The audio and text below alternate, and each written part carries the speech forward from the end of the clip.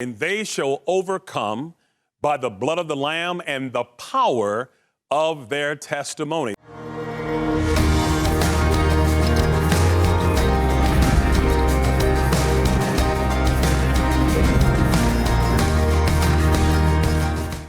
Is there a simplistic way to witness to a non-believer, or should I just pray for them? Being simple and being who you are, I think, is really important. And praying is critically important. We need to pray. Prayer is like setting the soil to receive the seed. But if you don't ever put the seed in, then there's nothing that can grow. So you got to pray, but you also got to share.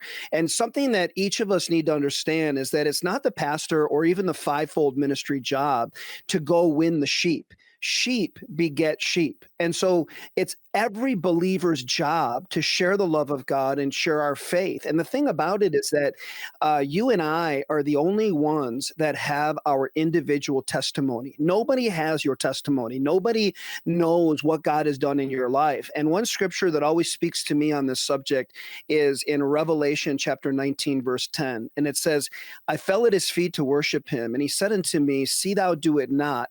I am thy fellow servant and thy brethren that have the testimony of Jesus. Worship God.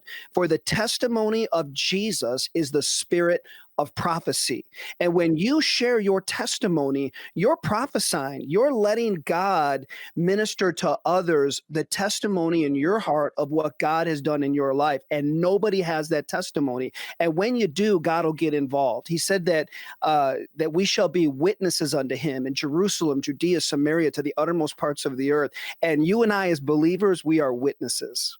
What does the word say? And they shall overcome by the blood of the Lamb and the power of their testimony. That's an amazing thing, because we don't have to debate theology or pedantic nomenclature or academic jargon. It's what God has done for you that you share the goodness of the Lord. I was the first person in my family to accept Jesus Christ.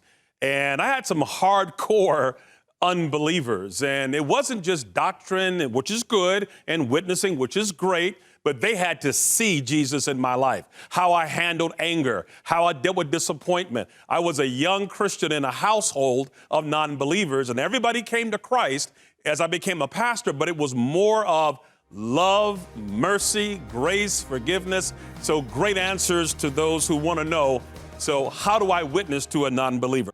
Hello everyone, I hope you enjoyed this video. To see more videos like this, be sure to hit the subscribe button below to get all of the latest content from TCT Ministries. We would love to pray alongside you for God's blessing in your life. So email your prayer requests to prayer@tct.tv or click the link below to submit your request at tct.tv. God bless you, and we want to thank you for watching.